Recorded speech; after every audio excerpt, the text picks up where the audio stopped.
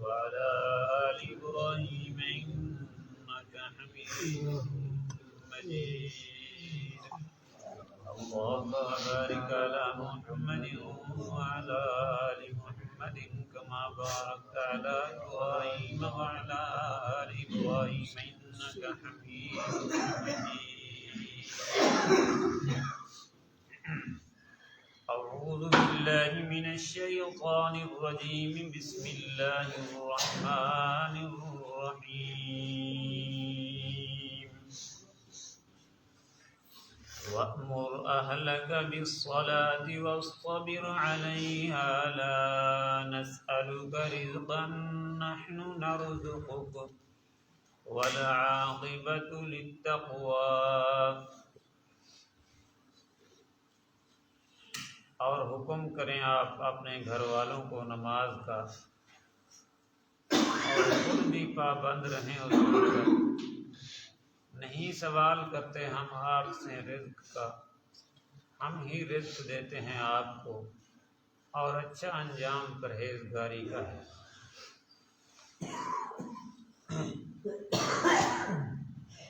سب سے پہلے ایک مسئلے کی وضاحت، پھر ہم درس کی طرف آتے ہیں. قرآن مقدس اللہ پاک نے جو نازل فرمایا ہے، اللہ تعالی نے قرآن مقدس کو معلوم کر کے نازل فرمایا، مجہول کر کے نہیں. یعنی قرآن پاک میں جو زبر ہے، زیر ہیں، پیش ہیں، ان کو اسی طریقے سے ادا کیا جائے، ان میں کوئی کمی یا مجہول کر کے نہ پڑھا جائے.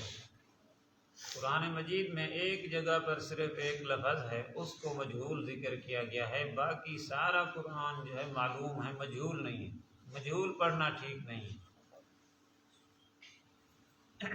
12ویں سپارے کے اندر ہے بسم اللہ مجریہا و مرساہا. مجریہا، حالانکہ را کے نیچے زیر ہے، اسی جگہ پر صرف اسی لفظ کو مجہول ذکر کیا گیا ہے، باقی کسی جگہ پر بھی قرآن پاک میں کوئی لفظ مجہول نہیں ہے. معلوم کر کے پڑھنا ہے، پر کر کے پڑھنا ہے. سب سے پہلے ہم جب شروع کرتے ہیں درس، اس سے پہلے ہم درود شریف پڑھتے ہیں. یہ درود شریف تو تقریباً عام طور پر ہی لوگ پڑھتے ہیں. اس کے اندر ہم لوگ کچھ کمی کرتے ہیں، غفلت کرتے ہیں. ہم سارے تقریباً لوگ پڑھتے ہیں اللہم صلی علی محمد،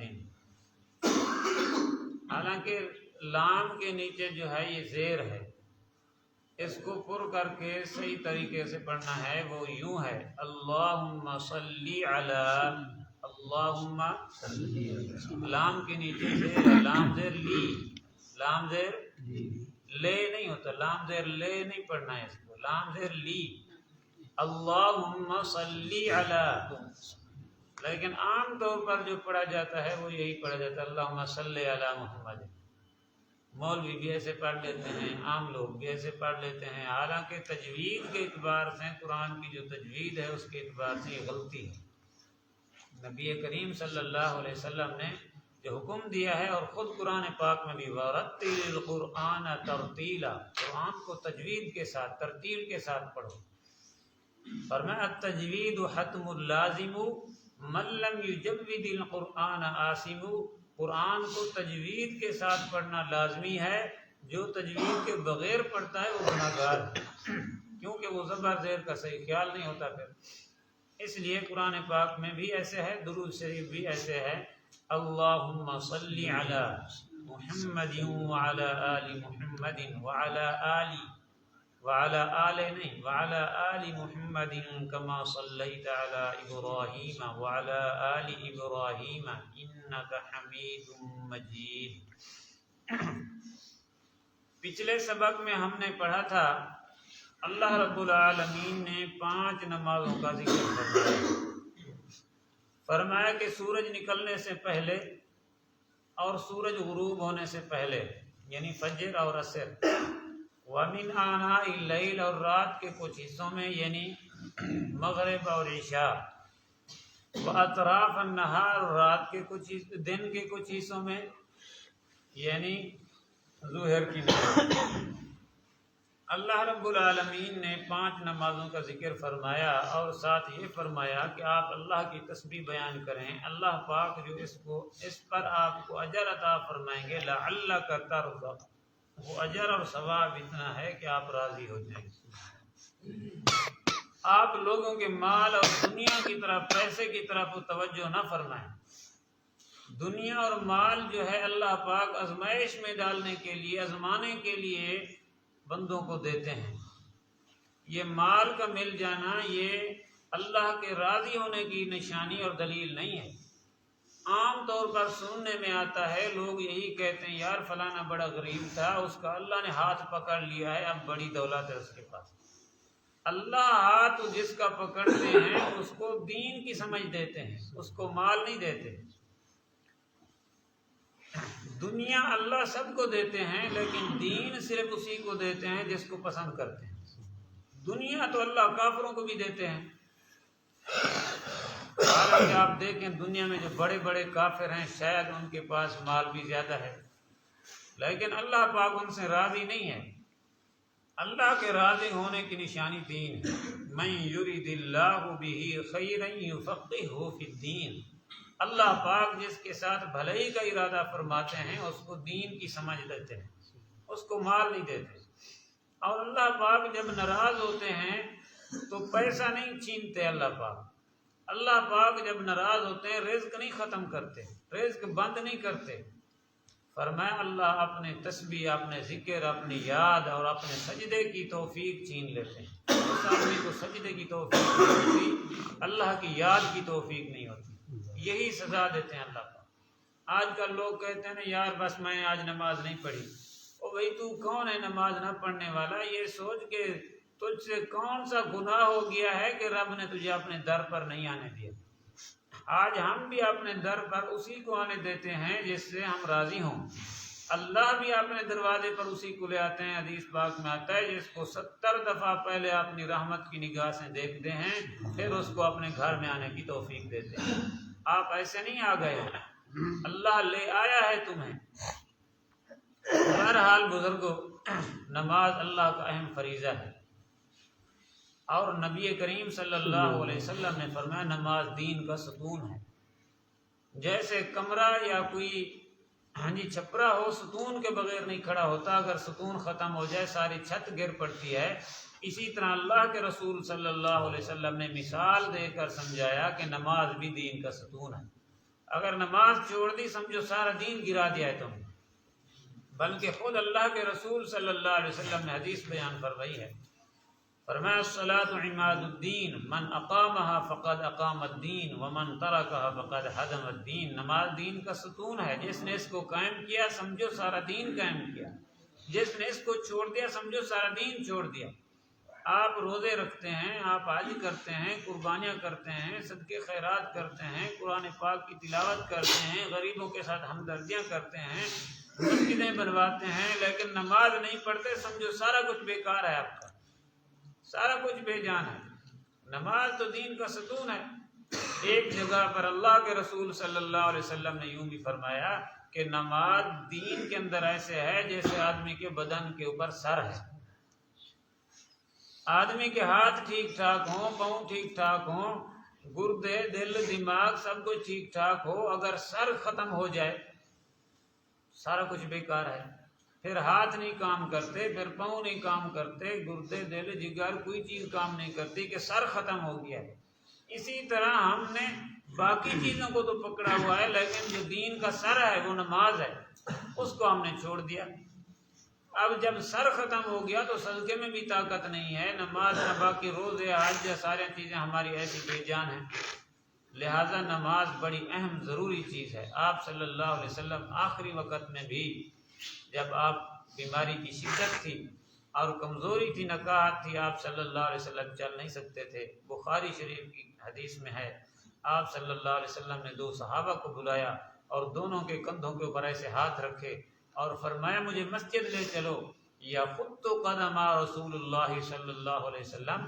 حدیث کے الفاظ ہیں کہ آپ صلی اللہ علیہ وسلم قدم مبارک اٹھا نہیں سکتے تھے، آپ کا قدم زمین پر ایسے گھسیٹتا ہوا جا رہا تھا اور زمین پر نشان لگتے جا رہے تھے، لیکن اللہ کے رسول صلی اللہ علیہ وسلم نے مسجد بھی نہیں چھوڑی اور نماز بھی نہیں چھوڑی، مسجد بھی، حالانکہ اللہ کے رسول تو بخشے ہوئے جنت کے مالک ہیں، جن کے صدقے اللہ نے دنیا کا سارا نظام بنایا ہے۔ اگر میرے محبوب نہ ہوتے تو اللہ دنیا میں کوئی چیز بھی پیدا نہ کرتا، یہ انہی کے صدقے اللہ نے بنایا ہے۔ آج تو اور میں محفوظ ہیں، ہمارے چہرے باقی ہیں، انسانوں والے ہیں، تو یہ میرے محبوب کی دعا اور ان کا صدقہ ہے۔ لیکن اس نبی نے آخری ٹائم بھی نماز کو نہیں چھوڑا، فرمایا میرے صحابہ، میں جب آیا تھا رب کو سجدے کرتا ہوا جانا چاہتا ہوں اللہ کے پاس، تو میں کہتا ہوں رب کو سجدے کرتا ہوا جانا۔ تو اللہ کے رسول صلی اللہ علیہ وسلم کے گھر میں جب بھی کوئی پریشانی آتی، کوئی مسائل ہوتا، کسی قسم کی کوئی پریشانی ہوتی، تو آپ گھر والوں کو فوراً حکم کرتے نماز پڑھو، نماز پڑھو اور اللہ سے مانگو، نماز پڑھو اور اللہ سے مانگو۔ آج ہمیں جب کوئی پریشانی آتی ہے ادھر ادھر بھاگتے ہیں، اللہ کی طرف نہیں آتے، اور سارے پریشانیوں کو ختم کرنے والی ذات صرف کون ہے؟ اللہ۔ پریشانیاں پیسوں سے نہیں ختم ہوتی بزرگوں، پریشانیاں دولت سے نہیں ختم ہوتی، پریشانیاں اللہ کی رحمت سے ختم ہوتی ہیں، اللہ کے خزانے سے ختم ہوتی ہیں۔ بڑے بڑے لینڈ لارڈ دیکھے ہیں، بڑے بڑے پیسے والے لوگ دیکھے ہیں، جگیردار دیکھے ہیں، کاروں کے اوپر آگے پیچھے نوکر ہوتے ہیں، لیکن آپ ان کے دل کو دیکھیں تو صحیح، آپ ان سے حال تو پوچھیں، جتنا وہ پریشان ہیں شاید کائنات میں کوئی پریشان بھی نہ ہو، اتنا پریشان ہیں وہ لوگ۔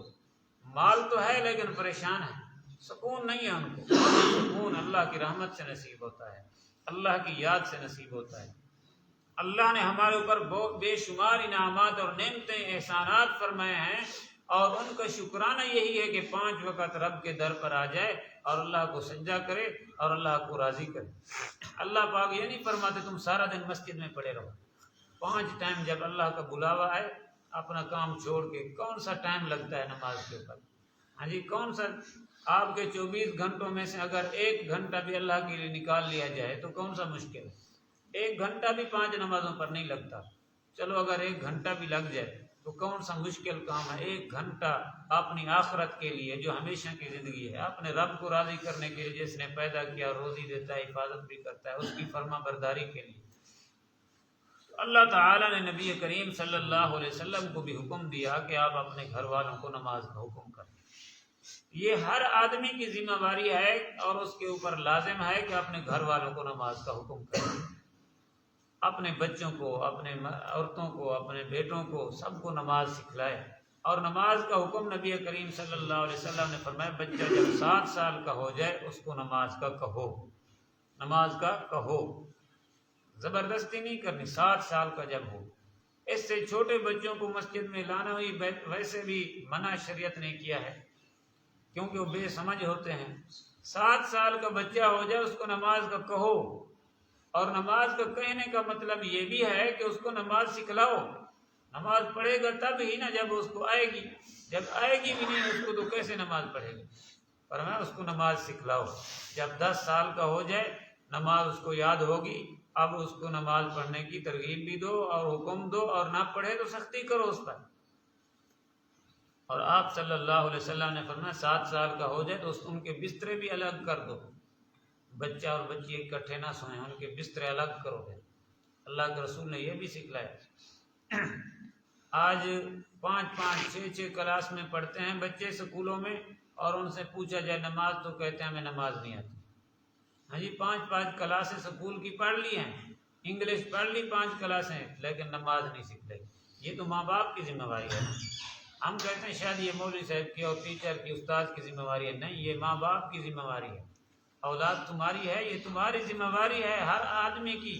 فرمایا نبی کریم صلی اللہ علیہ وسلم نے الا کلکم راع، تم میں سے ہر آدمی اپنے گھر کا سربراہ ہے، بادشاہ ہے، اور ہر بڑے سے پوچھا جائے گا قیامت کے دن تو نے اپنے ماتحتوں کو، اپنے بچوں کو، بیوی کو کچھ سکھلایا تھا یا نہیں سکھلایا؟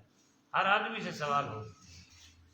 ترجمہ دیکھ لیں، اللہ پاک نے نبی علیہ السلام کو بھی حکم دیا وَأْمُرْ أَهْلَكَ بِالصَّلَاةِ، اور حکم کریں اپنے گھر والوں کو نماز کا، وَاصْطَبِرْ عَلَيْهَا، اور خود بھی پابند رہیں اس کے۔